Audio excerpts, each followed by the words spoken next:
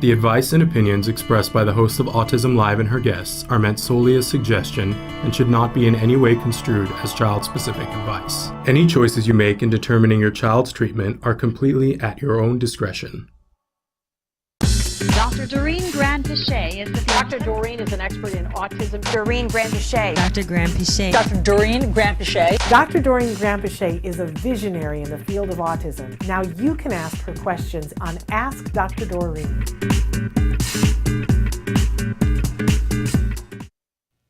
Good morning and welcome to Ask Dr. Doreen. Look who we have in the studio this morning. We're live. It is the Tuesday before Thanksgiving. I have no idea it's the 22nd Is of it November. already? Yeah. Yes.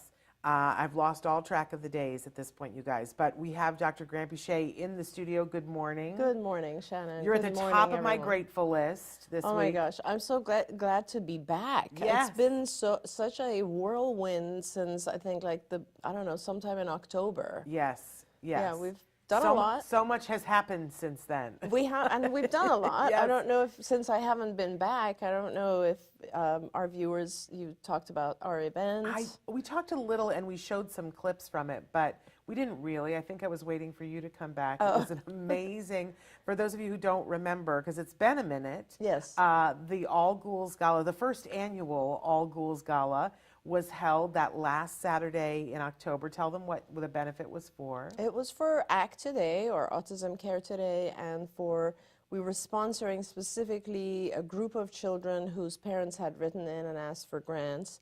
And of course it was a huge Halloween event, and as I had thought, a lot of people out there are like me and they enjoy dressing up. Yes. So it was a pretty big event, and Yes. we had pretty good coverage and really good sponsorship, and I think it was a great success.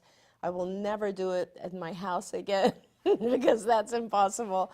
But yeah, I'm glad that we had so many people, and it was just great. And today, I guess, if we have the opportunity at the end of the day, we should look at giving out some grants, which is wonderful. Absolutely. It's very exciting. Absolutely. And then after that, I don't know if you know, like literally the day or about 20 hours after that party, Yes. I flew to Saudi Arabia. Yes. And that is a very, very long flight. That's like Yes. 20 somewhat hours of flight time. And then I was there for 10 days. Yes. And that was also wonderful in a lot of ways, sad, but also wonderful. It's a very different lifestyle, and that was an adjustment for me. Even though I was born in Iran, I grew up in a very Western culture, and Saudi is still has certain rules that you have to adhere to.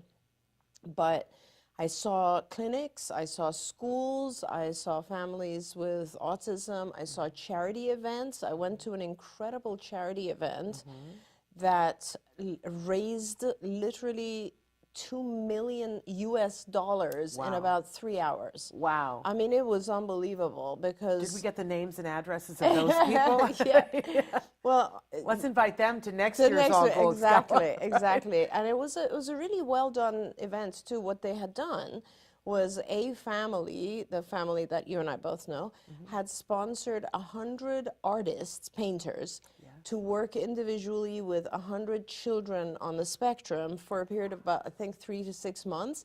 And each had produced an art piece, and now the charity was selling the art pieces. How brilliant is that? Right, and with that money, now they're going to have a building for art for kids. I mean, it was fantastic, goodness. right? So, and then I saw schools that are magnificent and lack really high quality ABA type knowledge. I Okay. saw centers where I was So they actually... needed you. It was really important to be there, let's Yeah. put it that way. And then the centers that I went to was very interesting because I met some really talented registered behavior technicians out there, RBTs. And I observed their work, and they were fantastic. I think all they were missing was like a really advanced curriculum, Yeah. like skills. So I'm looking forward to trying to help some of the organizations out there. And, hopefully, excuse me, hopefully I'll be able to help them because, You know, as you know, once I sold Card, I signed a non-competition agreement with Card. Yeah. And so obviously it's they hold me to that. Yes. But you know, from my perspective, helping families on the other side of the world is not really competitive. Right. Since Card really has no intention of opening anything in Saudi Arabia. Right. So I'm going to go ahead and assume that it's okay to help, and I really want to help the families out there and across the Middle East, you know. Yeah. There's kids everywhere Wow. who need our help. And then I came back for literally 2 days. Yes. Then I flew to Philadelphia for, Yes. and this is another wonderful thing, the Eagles Foundation partnered up with UBS, and they had this autism roundtable, which they've had, I think, 6 or 7 times now. Yeah. I've been to a few of them before. And I did a keynote there about kind of the history of autism, ABA, and sort of, you know, how the world of autism and ABA has changed. Yes. And that was awesome as well. It was really nice. There were and I met, and this was a very cool thing for me. Yeah. 2 different parents were in the audience, and it wasn't a big group. It was, I'd say, somewhere around, I don't know, 70 to 100 people at this roundtable.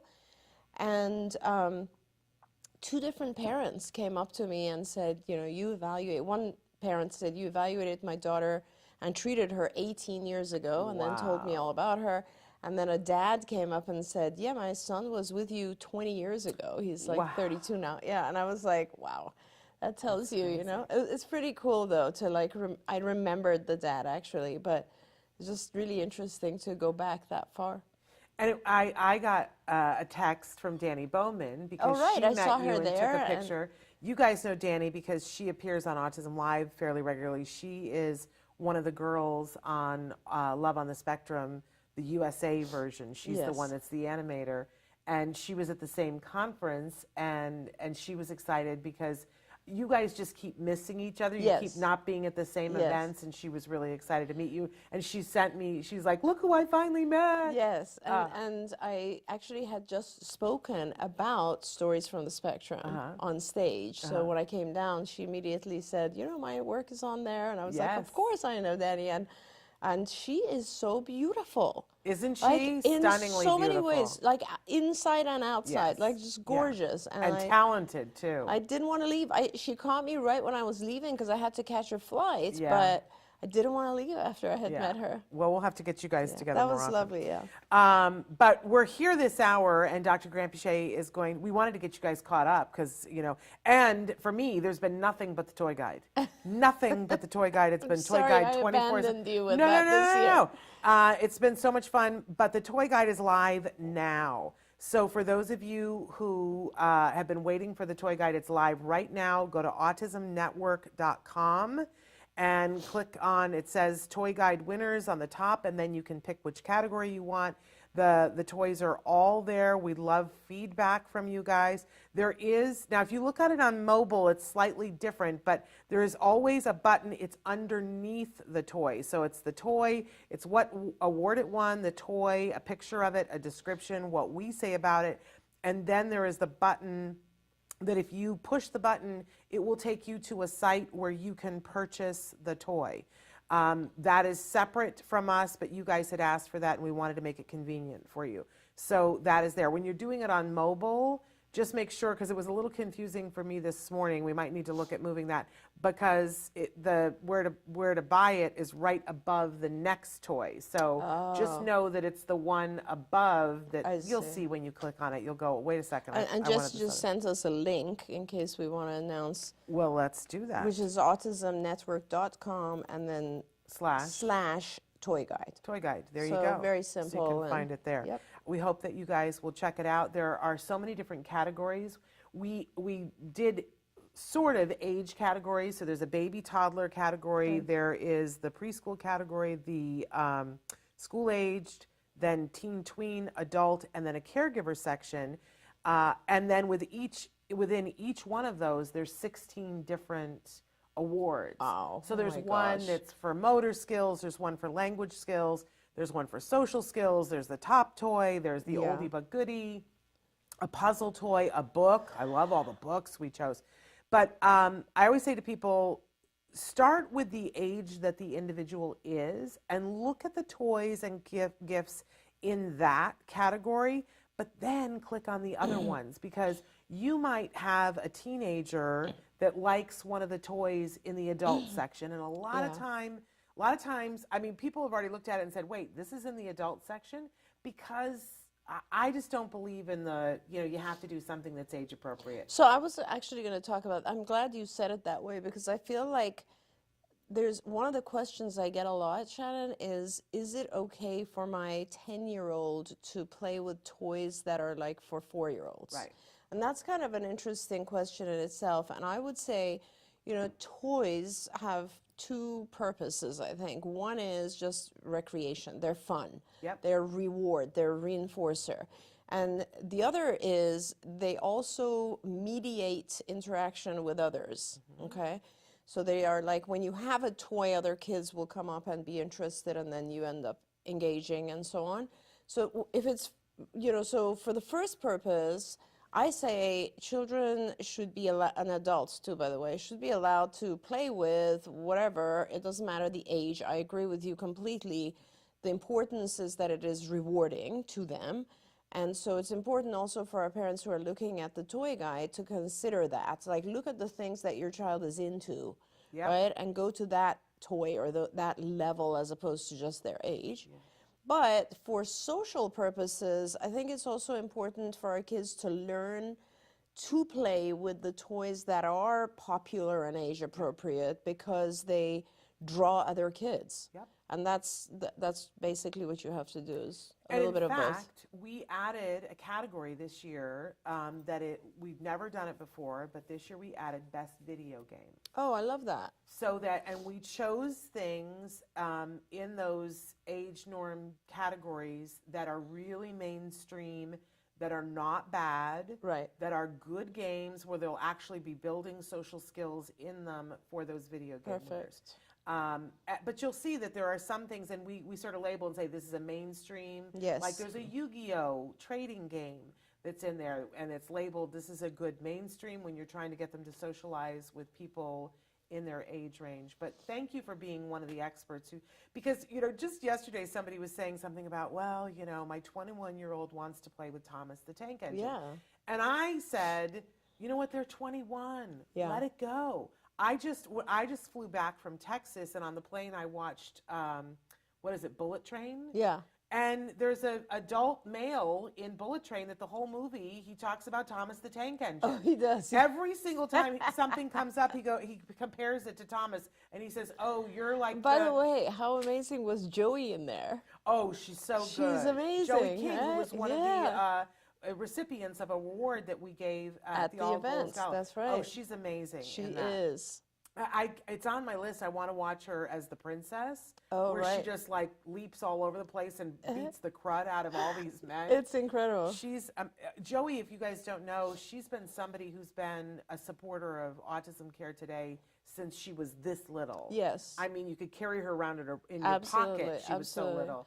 And she was always so lovely, like even when she was a little child, she was always so gracious and yeah, so I was very happy that we were able to give her an award. I found out part of the secret of that, because she would be little and she would be on the red carpet and she would be speaking very eloquently and intelligently about how people on the spectrum are amazing, and she would always say, one of my best friends is someone who's on the spectrum, and she is fabulous and she is wonderful. Well, I didn't know who that best friend was. Chelsea Darnell. No way. Yes, wow. I did not know that. So, that's and then amazing. when I found that out, I was like, well, that all makes sense. Totally makes sense. She was around someone her whole life and had that opportunity to see what that was.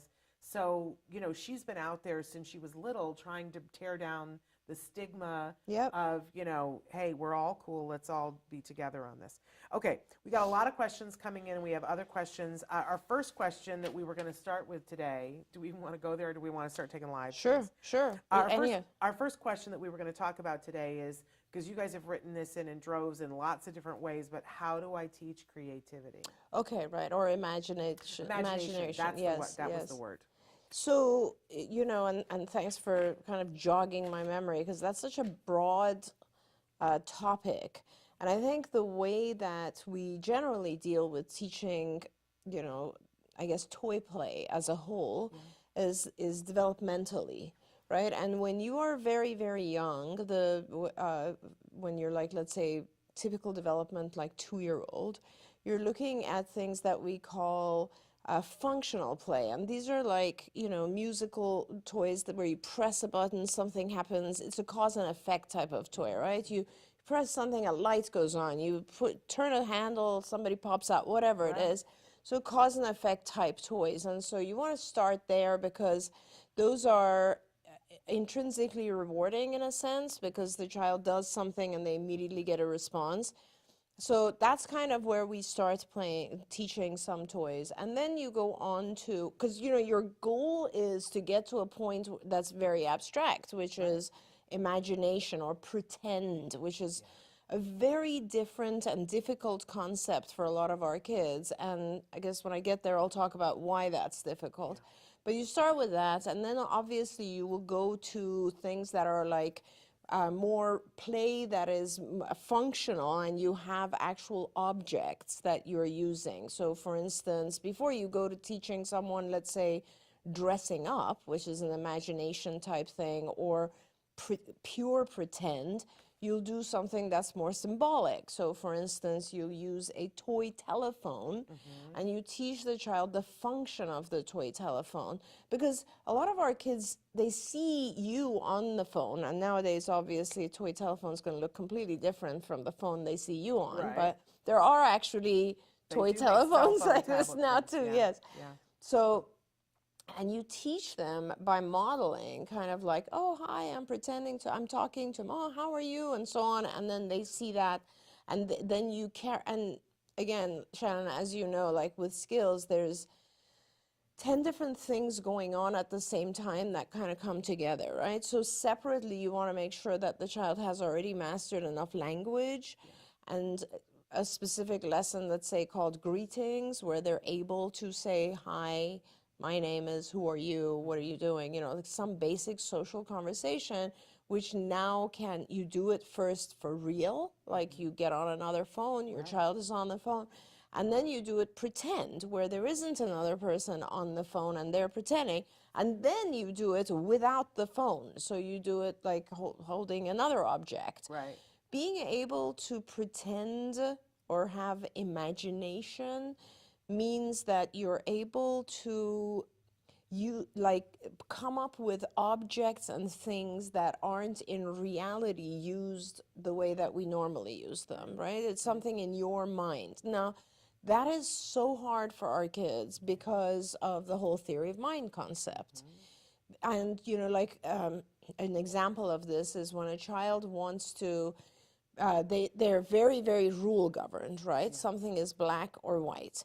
And if I take, let's say, a phone and pretend that it's a plate, that just doesn't fit into the normal rules. They look at you like you're crazy. It's just not part of the rules, right? And with a lot of our kids, you have to realize we teach massive amounts of information to them after the fact. And they're classified after their age group, right? So like at a later age, and they're classifying this stuff as we teach them. So for instance, when you teach them about plates, you teach them, usually it's round, it could be square, it's something that you put food on, it's made of china or plastic or whatever. So you teach all these descriptors about that particular thing. Now, removing those rules and applying a completely different rule, it's like, okay, well, I guess this is rectangular. I mean, I guess it could be only because the feature that it has in common is that it's a flat surface, with plates. So all of that is very difficult to get to. So you want to kind of go around and do, a lot of symbolic play, but functional pretend play, and eventually get the child to a point where they're ready to make up things. There's a really good lesson that we had in skills, and again, we've talked about skills, and I don't know if it's available to the public right now, but hopefully it is, and I think soon I'm going to try and write out some of these lessons for publication. But what this particular lesson is you'll just start with something like a basic shape, like a circle, and you'll show it to the child, and the child will most likely say it's a circle because that's what you've taught. And then you'll say, well, I think it's also a cookie. And you teach the child to come up with other things that could potentially, like it could be a pizza, it could be, I don't know, a ball, it could be various other things. It could be the moon. It could be the moon, it could be the sun. Right. And so as you keep doing that, the boundaries that you've taught start to become gray. And that's very, very important for our kids, because when they learn certain rules, they become extremely rule governed, and they become rigid in a sense. And they're like, you know, your bedtime is 8 o'clock means 8 o'clock. It can't be 8:01. Those types of rigid behaviors then start to dissipate because they understand that it's not all black and white, it can be gray. And imaginative play also comes a lot from things like, for instance, once you get to the point where your child can have a conversation about what they're seeing on TV, like cartoons or so on, and you can sit and talk about, like, you know, oh, that was funny, he was flying, but you can't really fly, right? That's pretend. And so making kind of two buckets of things that are real and things that are pretend, and that you can have fun with the things that are pretend. And that's kind of also where dressing up comes in, where, you know, you dress up as a fireman or as your mom or whatever it is, and you talk a lot about pretending to be that person.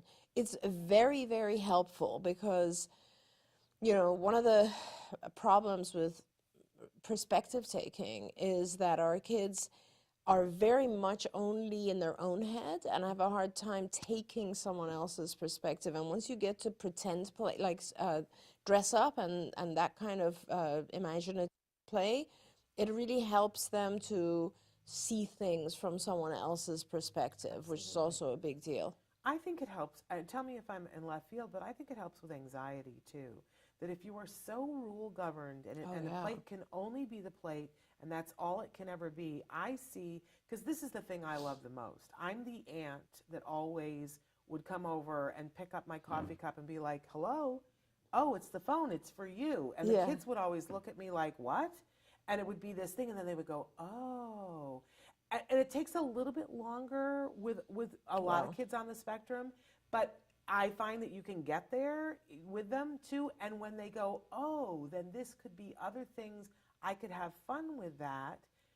In the beginning, I've noticed that there's just a little bit of anxiety. Like, oh, no, don't do that. That's a coffee cup. You don't put it up to your ear and talk to grandma on that, right? Definitely. And I would rather see them go through that anxiety in a safe way while we're talking about a coffee cup than later on when they're at school, when somebody's doing something, and have the meltdown there. Absolutely. Because we survive it.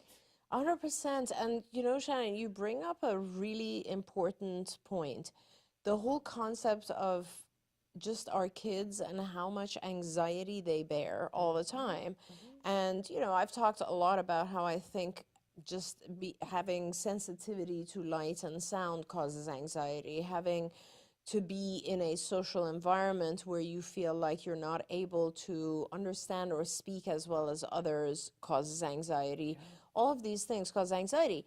Now, one industry as a whole, where I think a lot of people who flourish in that industry come from a place of anxiety, is acting.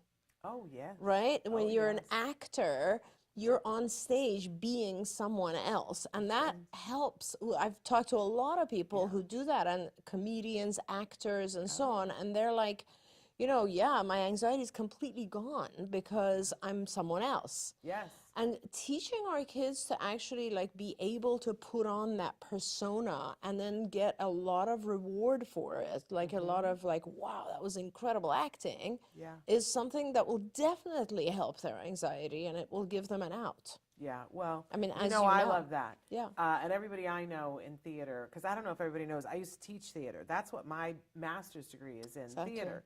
And so I used to teach college theater, and I would always say it's called a play for a reason. Yes, yes. We're playing, yes, right? I love that. But it does help with anxiety. Okay, So I hope that question is answered. That's the beginnings of how to teach imagination. So let's get to some of the questions that you guys have had coming in. I think Traven probably already showed you some of the ways to connect with the show, some of the different ways that you can be watching. We really want to remind you, especially today and right now, that if you go to our website, autismnetwork.com, that's a hub where you can be connected to everything, the toy guide, Ask Dr. Doreen, Autism Live, Stories from the Spectrum.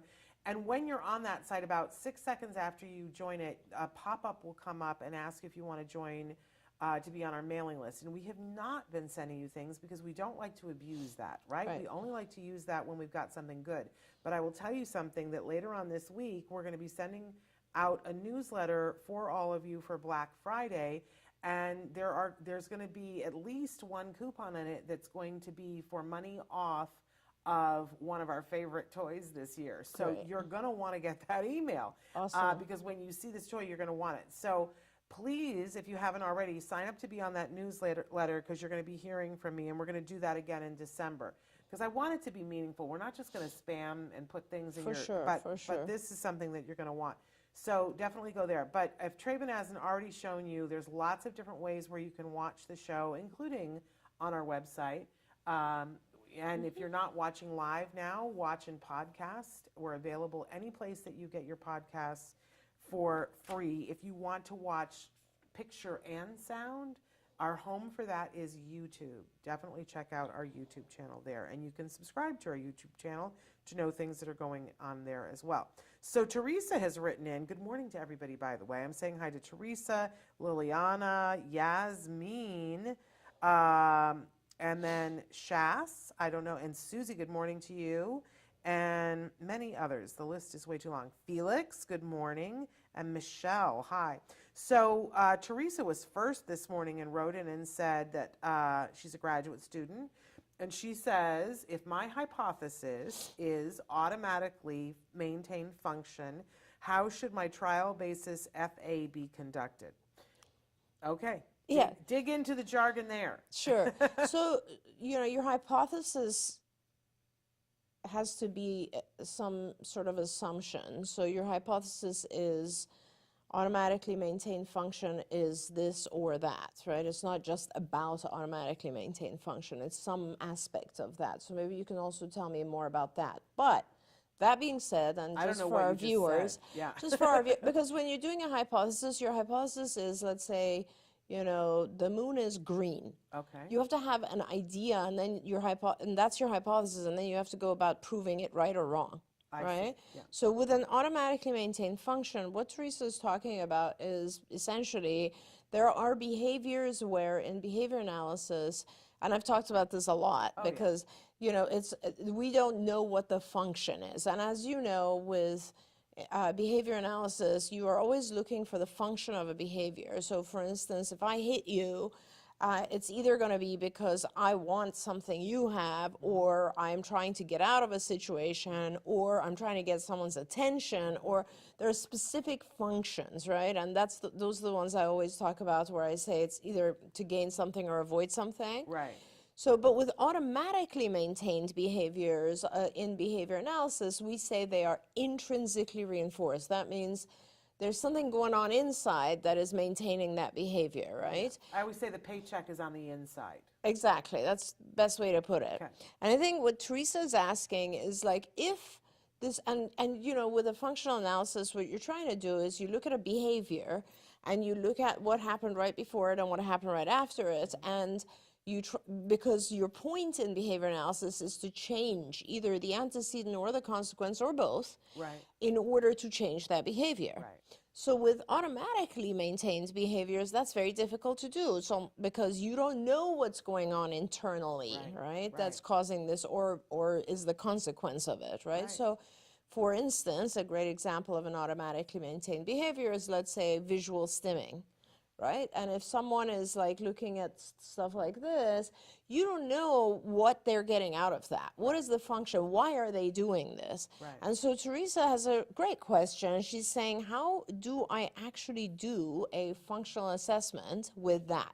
Now, you cannot do an experimental functional analysis. The experimental one means that you're trying to instigate a specific behavior Right. and see if what you just did really did cause it. Now, we Right. do that sometimes when we're not sure about the function of a behavior, Right. like a child hits other kids. We're going to try different types of scenarios to actually provoke that behavior. In a very controlled In environment, a very, right? very experimental FAs are always very, very controlled. Okay. So with an automatically maintained function, you really can't do that because it's not in your control. But you can still observe. You can do an observational functional assessment where you're looking and seeing that every time this, and you have to do lots of observations, and you'll see that when these particular types of behaviors occur, there's usually something before or something after. Now, I love this question, Teresa, because I've always thought to myself, what is it internally? And I've classified in my own head, and that might go into your thesis, I don't know, but you might want to classify them and see if you can identify different types of possible antecedents. So for example, for me, certain behaviors, certain self-stimulatory, ritualistic, stereotypical behaviors actually show pain. They show a reduction of pain. So for instance, escape from pain, okay? And those would be things like when you see a child who's body rocking, but they body rock against something, like against the counter, against the stool or arm of a chair, something like that, where they're actually putting pressure on their stomach. Another thing with body rocking, which is very interesting, and you can read about this, is that when you do this motion, you are activating the parasympathetic nervous system, which is calming, it's soothing. This is why we have rocking chairs. And rocking chairs move back and forth in that motion. So if a child or an adult is doing a lot of this, you can be pretty sure that they are enjoying the activation of the parasympathetic. Yeah. And so they're seeking that, right? If I was very, let's say, anxious or irritable or whatever, and someone told me, hey, do this, it's just like when we sit down and do meditation, right? Why do we do meditation? We do it to calm ourselves. And so this could very likely be a way to calm. So that kind of answers your question. The function is to produce calmness, right? So that's one.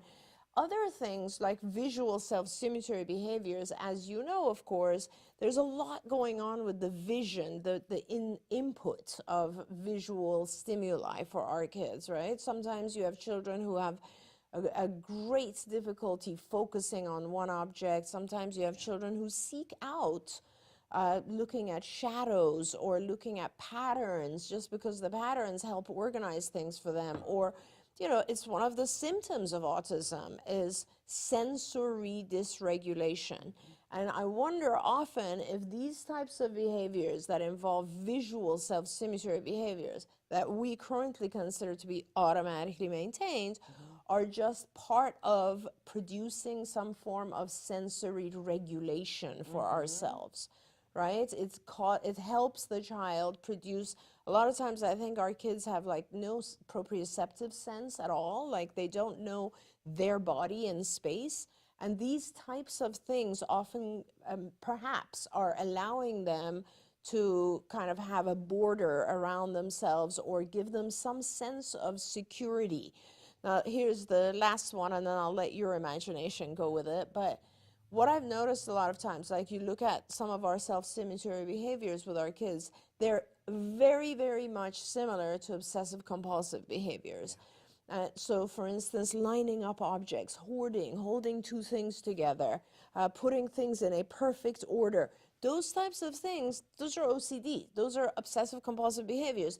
For me, I became a behavior analyst after I was a clinical psychologist. So I always, when I saw those things, I was like, this is OCD. This is like exactly what OCD is.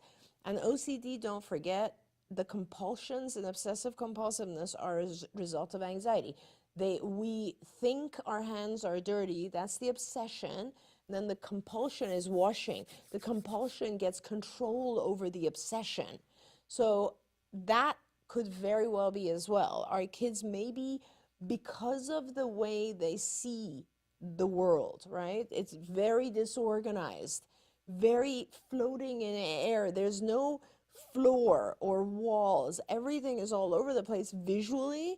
So perhaps what they're trying to do is organize things and keep control over it in some way. So those are the types of things: a reduction of pain, reduction of anxiety, regulation of sensory inputs. There's a lot of things like that that could serve as the possible function.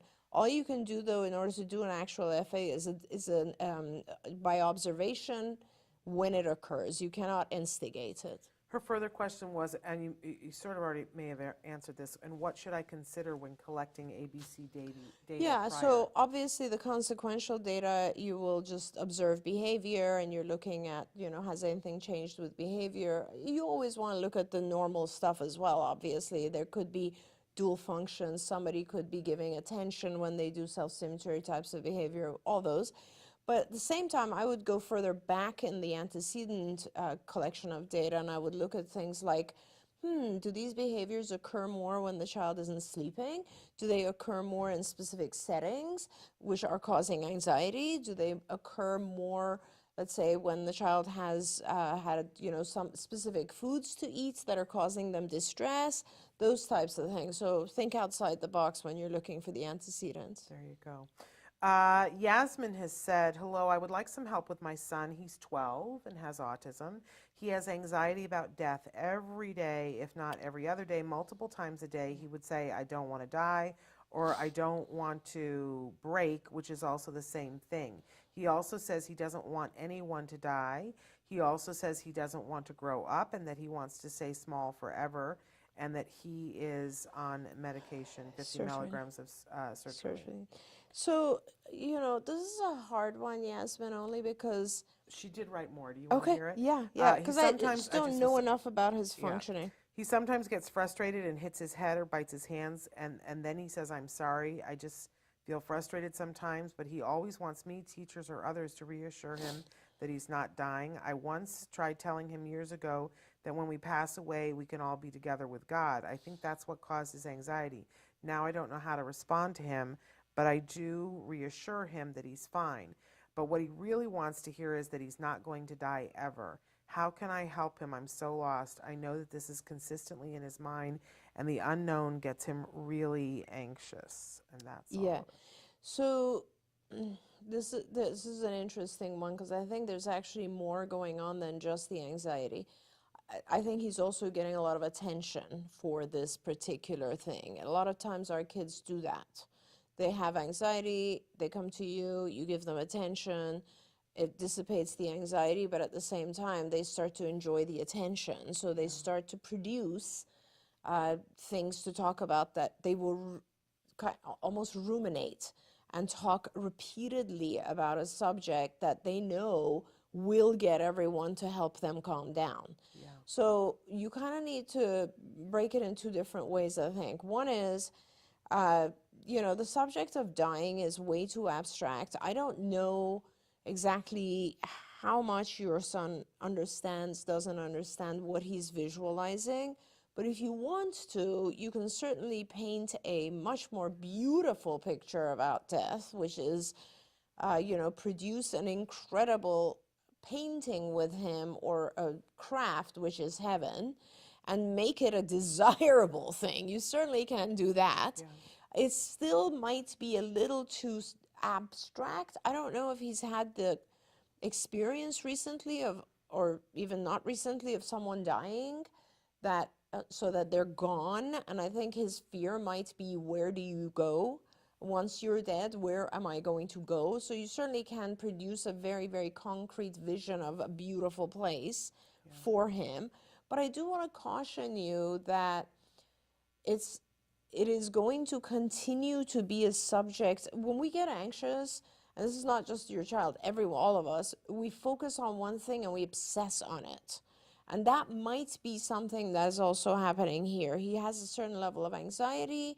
And I think once you have produced that visual of, this is the beautiful heaven that you will go to when you die, when we all die, we're all going to be together. It's going to be just like another house that we're in. we're all going to be having a great time together if that's okay with you. Because I know religiously sometimes we're not okay with telling those things to our kids, but it's important, I think, that you paint a much more, since you've already started, we'll all be with God. I don't know if he understands that concept. I think it's important for him to know he'll be with you, with all of his friends, with his toys, with his teachers, with his people that he loves, in his room that he loves, like nothing really changes for him, or maybe a nicer place that he wants to, like Disneyland, something like that.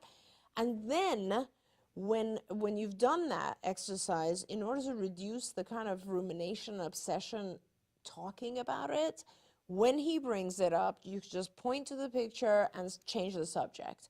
Because I think you need to start changing the subject, because it's become one of the ways that he interacts with you and his teachers and everybody, and you don't necessarily want that to be forever the only topic that he can talk about, right? Yeah. So that's kind of important as well. Now, I want to give you one other technique which I think will help with any kind of anxiety, and that's just, breathing exercises, visualization of very positive things.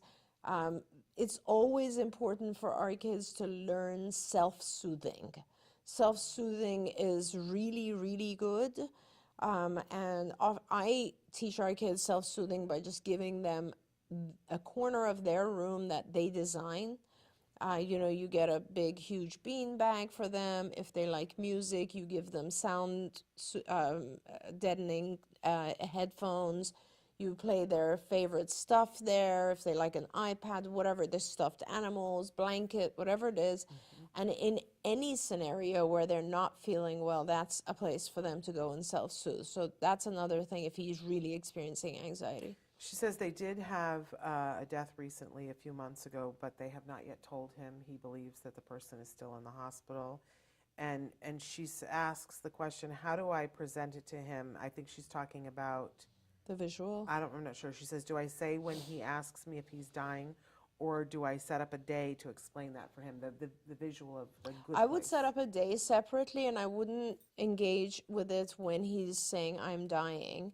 And I would just start to I would do that pretty fast, pretty soon, and just talk about the beautiful place. Now, sometimes our kids, we don't tell them something, but they hear, they overhear, or, he may know that if someone goes to the hospital, it's not necessarily a good thing, that kind of stuff. So it probably did evoke the whole thing, but I think you can make it a much better experience for him. There you go. Okay, I want to turn to,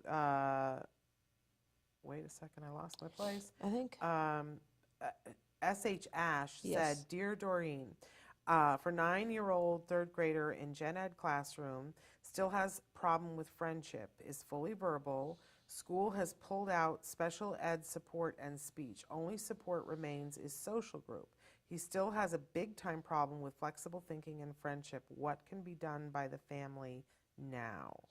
So that is a fantastic question, because a lot of times we think that, and this is, a lot of parents will ask me, why do I hold children out of school until I've taught them a ton of skills? And that's because of this, because a lot of times we think if I put my child in school, they're going to get the support and the experience, and they're just going to learn in vivo, is how I say it. So kind of like as they're living life. And that doesn't usually happen, because there's a lot of feelings and anxiety and skill sets that are missing, and there's a lot of stuff. Let's be honest, the other kids aren't nice. 100%, Shannon. You're and absolutely that's not right. helpful. Totally right. That's a really, and nobody ever thinks of that, and that's a big part of it. So you want to teach the skills that are necessary to be successful away from home, from school, and in a very positive environment. So you mentioned, for instance, flexible thinking and friendship, because those are two separate concepts. Let's talk about each one of those.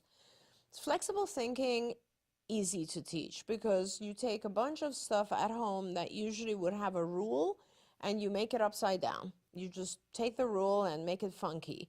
Whether you're playing a board game and you say, well, now, today, you know, the person who wins is the one that loses all their cards, or the person who wins is the one that whatever.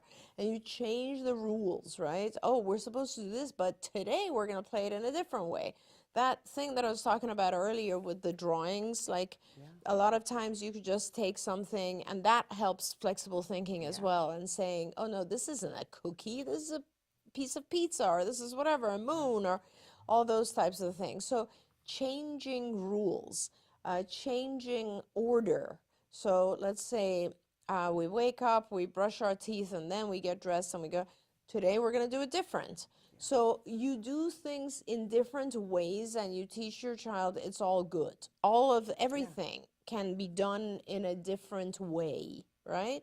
So that's part of it. And also remember, the part that this is so today has turned out to be all about anxiety, which is kind of interesting. What bothers us when we become inflexible, it's because we're anxious. So inflexibility gives us control.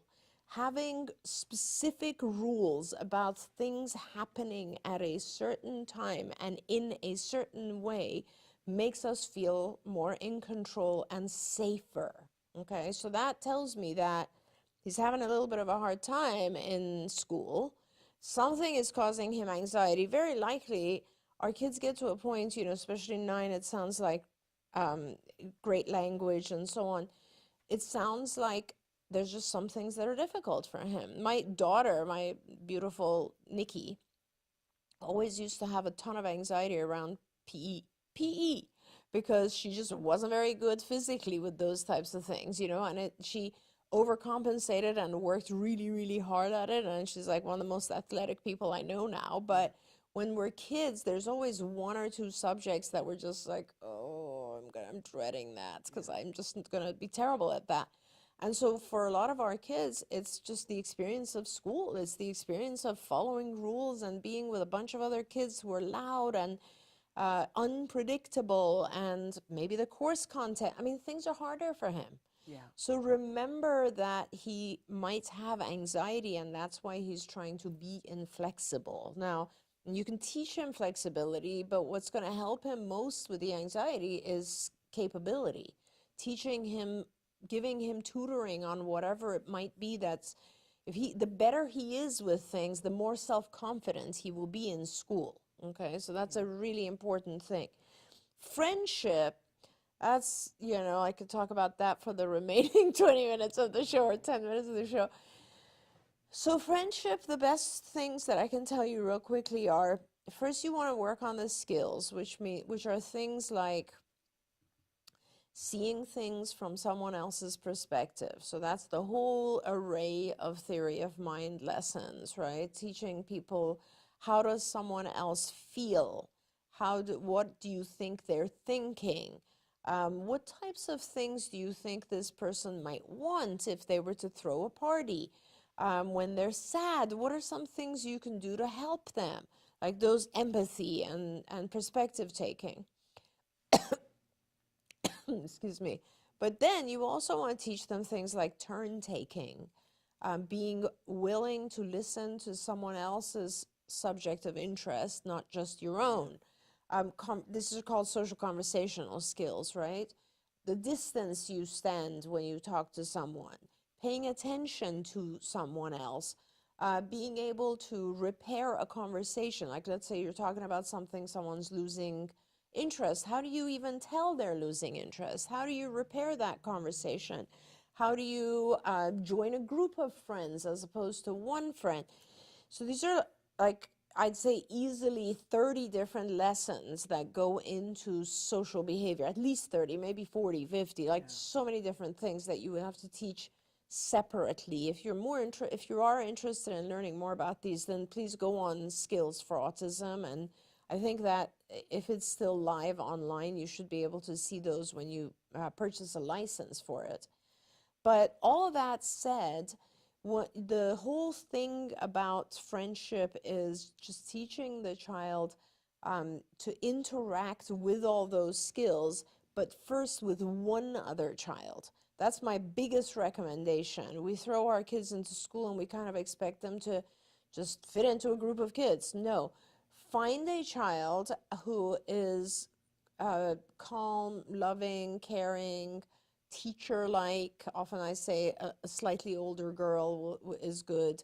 And bring them home if you can, as their parents, and see if you can arrange one-on-one play dates, because your child needs to attach to one other person. That will really change their life, really change their life.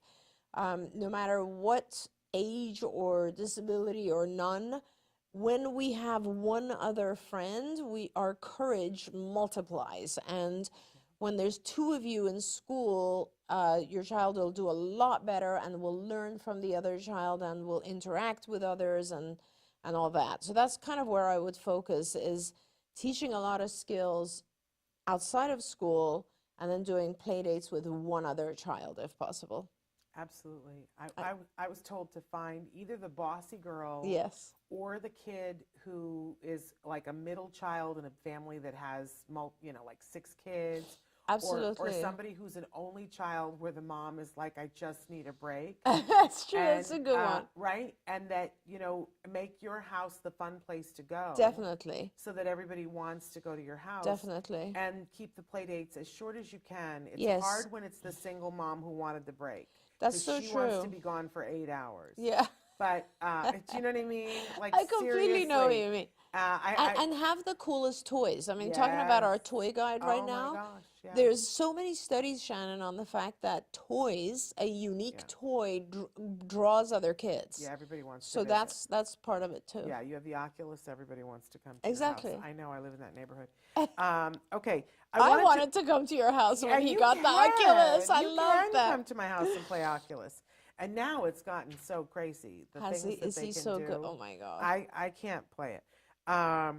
Anyway, I wanted to address, Felix wrote it in and said, hello, I just wanted to know about the lawsuit for Tylenol. I have a Yes. son with autism. I called the number that was posted online on the episode. Just wanted to know if it was okay that I gave them my social security number. Okay, because many of you have written in and asked this question, and I want to say this, that we, when you watch any of the episodes in the last couple of months where we had a specific Yes. phone number, that is a law firm that I did all of the research on to vet to see that they are the real deal. And you are entering into a lawsuit arena, so they are going to need your social security number. I know we all feel uncomfortable about that. Yeah. But, it is something that they will ask you, but I did vet them. Yeah. Do not, that does not extend to other things that you see online for other law firms, because there are multiple law firms. Oh, are there now? Yes. Oh, I didn't know that. Multiple around the country that are seeking This whole thing. and I have not vetted all of those. I just vetted Shapiro Law Group, and they are the real deal.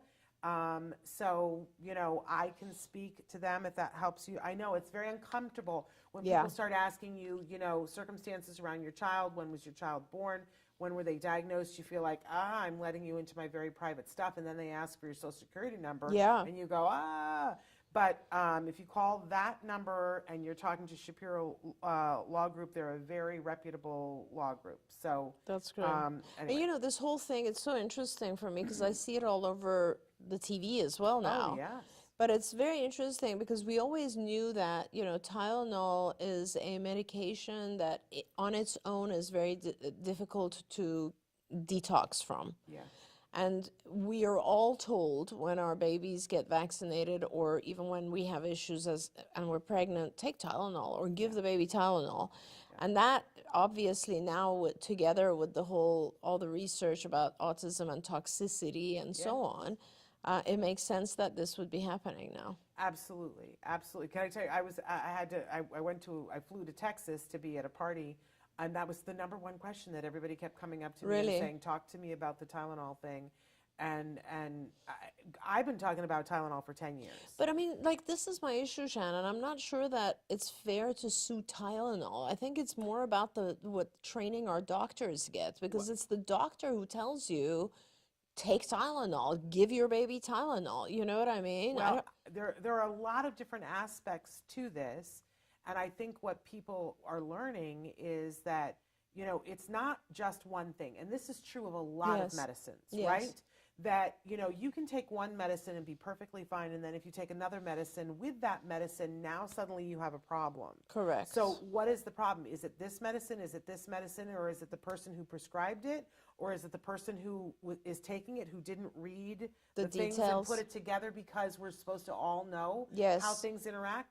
So there's a lot here, but what I enjoy is that we're finally asking the meaningful questions. Yes. Because there's That's some true. sense to this. Yes. That if you take, I hate it when people just try to shut conversations down and say, oh, it has nothing to do with this and it has nothing to do with that. Maybe in your body. Yeah. But, Yeah. people react differently to different things. I'm glad that we're looking at things, and this is coming about because a study that was done by the NIH. Yes, absolutely So right. it's very reputable. There is more work that needs to be done, but there is a question mark here. Mm-hmm. And the question mark is what, if you are the manufacturer of something, what did you know? When did you know? Yeah. That's a very important question. Yeah. Yeah. And then how did you disseminate that information Right. to the public? Yeah. Were you, Yeah. so all of that's being looked at, and I Right. appreciate that. I want to see, we don't really have time, but we have a question, a mom who is in great need. Yeah, My please. son has been doing speech therapy. His autism is severe, and he's not interested. He doesn't pay attention. It's not interesting. I don't know what to do. I've already taken away TV. I only let him watch TV on Fridays and Saturdays, Fridays to Sundays now. And all he does is play with his shoelaces or strings or goes to the kitchen for food. I don't know how to balance stuff. I'm trying to do my work for my career, also time to go to the gym and for my son. I feel guilty when I'm studying and just wondering how to deal with. I have toys for him. But he has no interest in anything that I've tried. What he does is mess with my stuff. When I have the TV off, like my laptop or keyboard, or climbs on top of the refrigerator and messes with the cat's water. He's 6 years old. He's not yet potty trained because she says that she's tried. It's very difficult. He will fall asleep sometimes between 8 to 10 p.m., and then he wakes up sometimes between 3 to 4 a.m. in the morning. So many noises and screaming. I'm tired in the morning for work at 6 a.m. because he stays awake, and she says, please help me. There's a lot. Yeah, there's going a on. lot. There's a lot, and I'm going to help you right now, but I don't think that you can manage all of it by yourself. I think you need help. And it sounds like you're on your own. I don't know if there's a partner, a spouse in the picture. I'm not sure, but you really, and depending on where you are, there are easy ways to get help. So for instance, the number one thing, if you're in a state that provides social services like respite care, California does, for instance. I don't know what other states. Most states do. Most states it's a process. do. It's a but- process, but getting respite care is important because that is, a person comes and just deals with whatever is there, takes care of your child while you get to go to the gym, do all the things you need to do. And that's really important. If you can afford it, hire a nanny to do that. It doesn't matter his age. But, and that aside, you should also be applying to your insurance to get ABA help, period. Doesn't matter the child's age, ABA is appropriate for any age, and you need some support. Now, even if you get the very minimum, which is, 10 hours a week, it's going to be very helpful because they'll start to set some kind of rules around his behavior and set some contingencies in the house that will really help you. To begin with, the one thing I want you to understand is that toys are meant to be rewarding for most people, not all people. Some of our kids don't necessarily find great joy in toys that are for their age. They find joy in playing with shoelaces. It does not matter. You make a list. Those are all the things that are classified as rewards.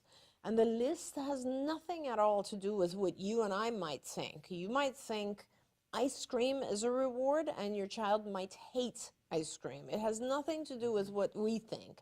That's our rewards, okay, the ones that are in our head. His rewards are the ones that he craves, the ones that he goes after, the ones that he tries to gain access to. And already I can tell you, it sounds like TV is one, playing with things like a shoelace or similar to that is another one. Perhaps water play might be one. And obviously computer or some sort of technology is one. There's 4, and food, right? There's 5. And those are all in one way or another fine. Some are preferable to others. And you never want your child to be obsessed with only one, but you're very lucky that he's interested in all 5. That's great. So now you have a bunch of things that he likes and a bunch of things you want him to do. Okay, so for instance, you want him to sit quietly for 30 minutes and, you know, while you're working, or I don't know what it might be. You start with a very low requirement, so sitting quietly for 1 minute, and you allow him a large quantity of one of those rewards. And then gradually over time, you increase what you're requesting of him and you decrease the reward so that it's pretty normal. Like it would be very fine for him to have access to a iPad or a laptop or a computer or something for, let's say, 2 30 minutes or 2 hour-long sessions per day. It's not a big deal. That's a very normal thing. So put that into his schedule. Someone who's working in ABA, like a BCBA, if you can get involved with them, will help you produce these types of schedules.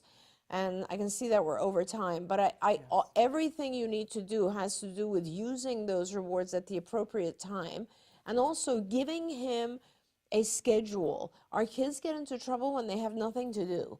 And you need to have a schedule so that he's busy with that schedule. And every step of the schedule, he does something functional, adaptive, good, and he gets a reward for a period of time. He does something else, he gets a reward.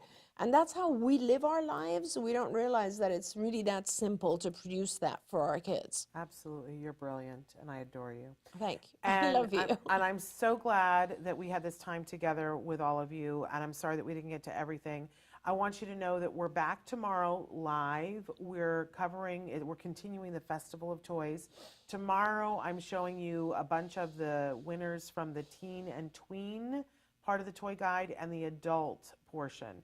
Then, starting on Thursday morning, we have our Thanksgiving Festival of Toys Marathon. Wow. So we're going to show you, over the years, some of the great toys that we have demoed. You'll see Dr. Granpeesheh playing with toys with me. You'll see my husband. You'll see past producers. My kids. Your kids. Nancy Allspot Jackson. Awesome. You know, the only person I haven't had made do it is my son. Oh, my gosh. At some point, I need to make him do that Absolutely. with me. But anyway, you'll see all the craziness because we play with the toys and we have a good time. So all of them, you'll get to see all of that. Traven's got that ready for you guys. But tomorrow, we're back live. But if you aren't here with us, make sure, we want to wish you a very happy Thanksgiving. Happy Thanksgiving to all of our viewers and to you and to Traven. I'm very grateful for you both. And to you. Thank you. We're so grateful for you. But don't go away. Come back tomorrow to see the teen, tween, and adult category winners because they're fabulous. Some of them are just incredible. And there's a coupon for, and make sure you sign up for our newsletter. So we'll see you tomorrow. Until then, give your kiddos a hug from me and one for you too. Bye-bye for now. Don't forget, you can watch Ask Dr. Doreen live every Tuesday morning at 10 a.m. Pacific time. We hope to see you there.